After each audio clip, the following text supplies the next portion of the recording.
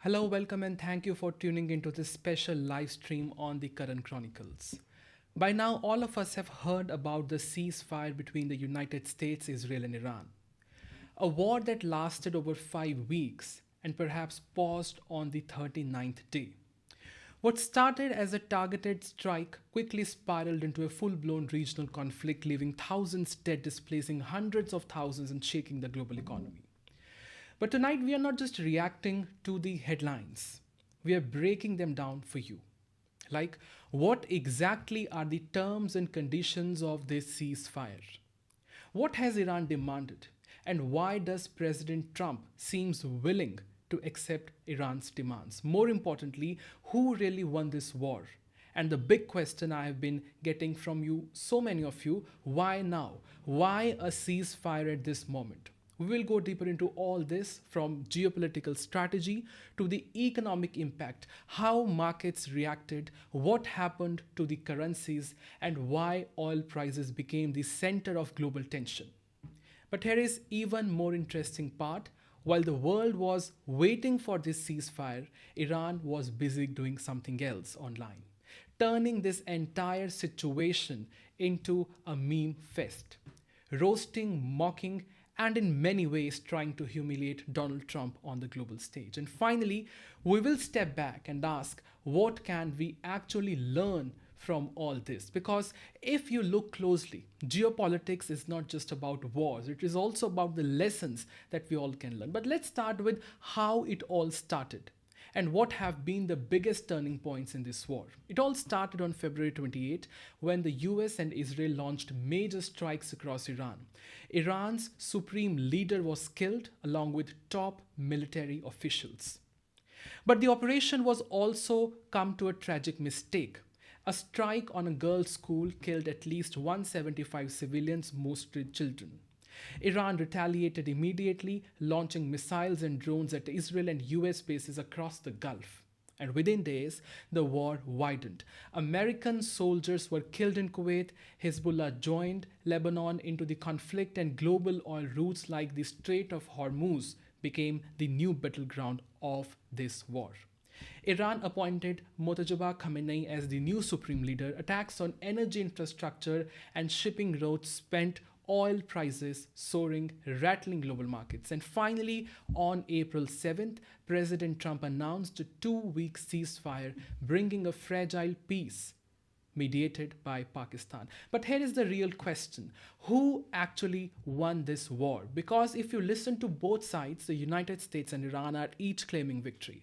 Both are saying the other side blinked first, the other side backed down first. So, how do we cut through the noise? Simple, we don't look at these statements at all. We look at the terms and conditions of this ceasefire.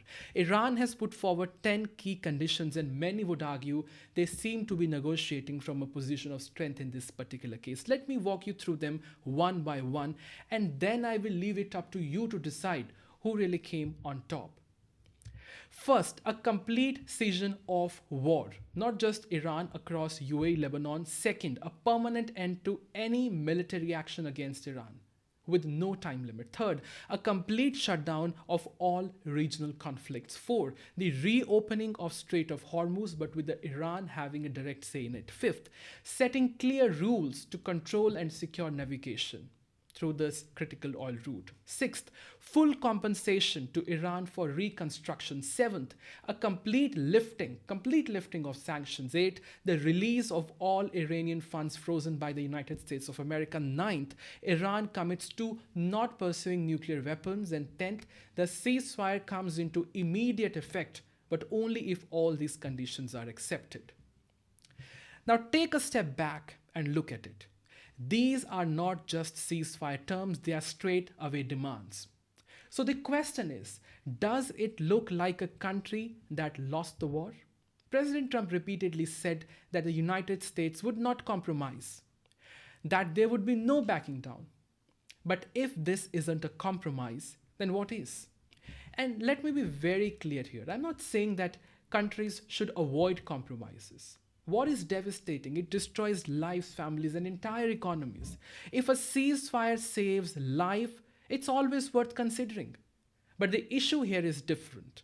When you start with statements like quote unquote wiping out an entire civilization, when the rhetoric is aggressive, that absolute, and then you arrive at terms like these, it raises a serious question. Questions like, did the US really hold its ground? Or did it have to step back? Because in geopolitics, it is not just about what you do, it is about what you say and whether you are able to keep it up with it or not.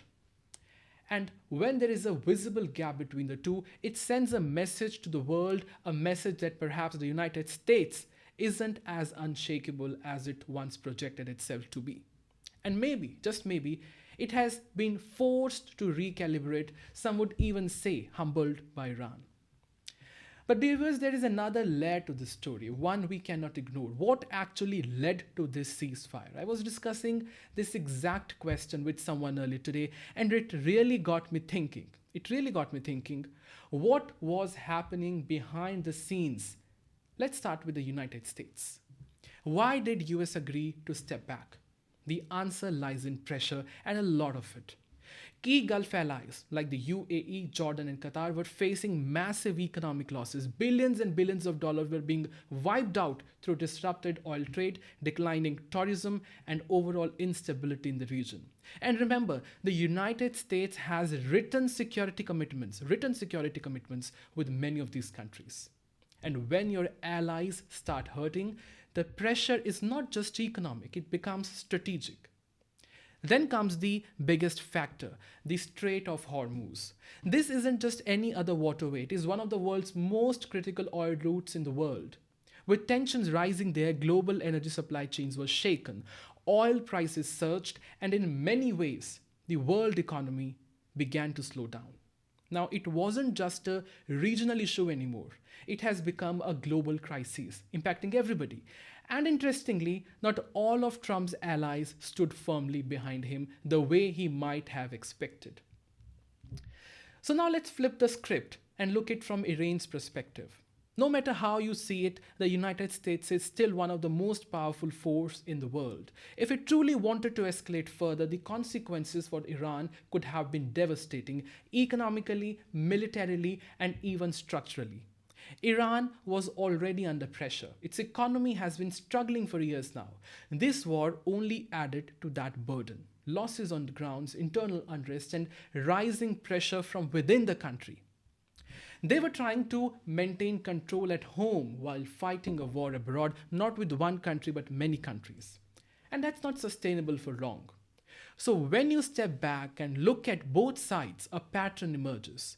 The United States was under pressure from allies and global markets. Iran was under pressure from economic strain and internal instability. Neither side had the appetite to keep this war going. And that's why sooner or later, a ceasefire became inevitable.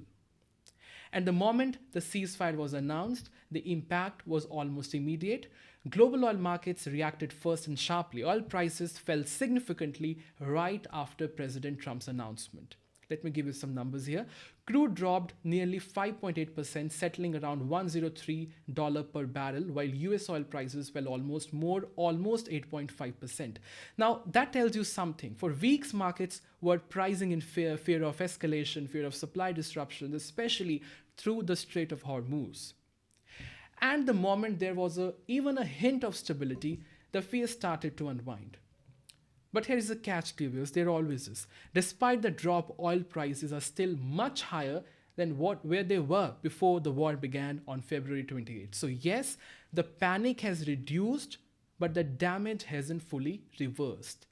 And it wasn't just oil. Stock markets across the world started showing signs of recovery. Investors who were sitting on the edge found a bit of confidence again. Even the Indian rupee, which has been falling for quite some time, saw some improvement, because when global uncertainty reduces, emerging markets like that of India tend to breathe a little easier. So in many ways, this ceasefire did not just pause a war, it gave the global economy a much needed moment to breathe at least.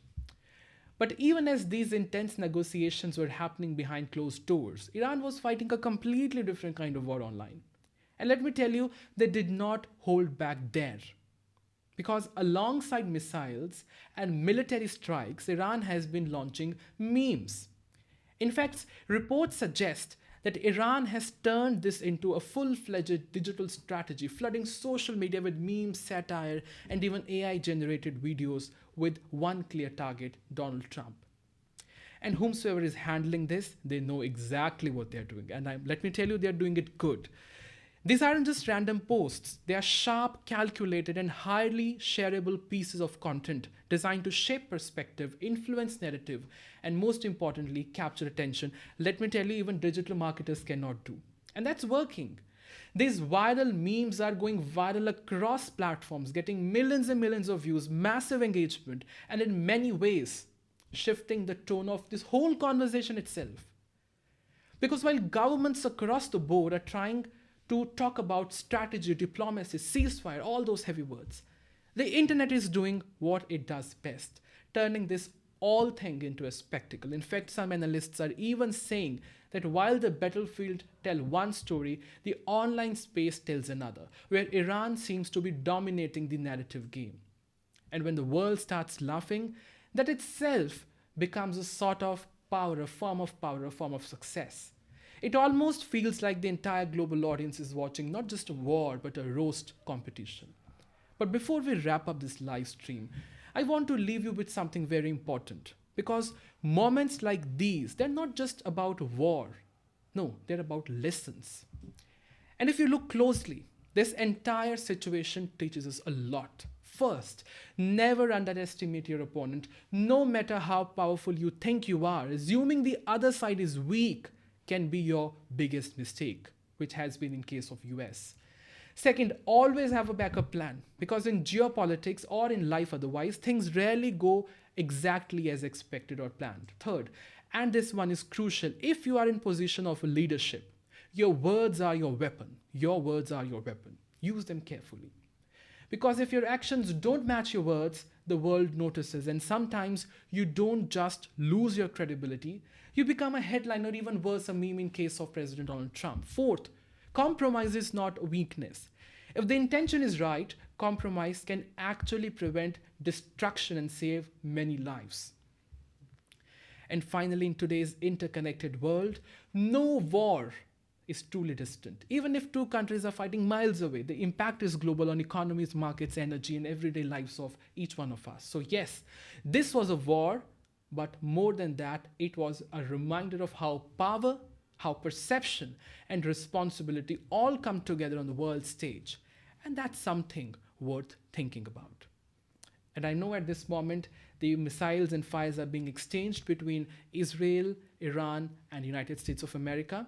I know there has been some issue with Lebanon when it comes to ceasefire, but I'm truly, truly hopeful that all these leaders will come to senses again. As I told you, there is neither appetite from the side of Iran or from the side of United States of America to keep this war continuing. I've already listed down the reasons why I believe that neither party wants to continue this war. I really, really hope that this war comes to an end very soon and both of them come to a compromise.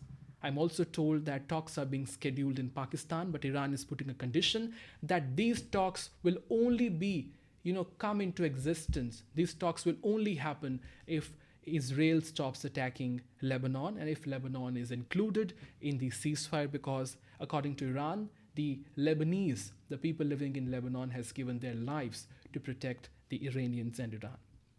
So I'm leaving you on this note. I really hope that the situation becomes better. And thank you very much for tuning into this live stream. I will see you very soon. Until then, take care and good night.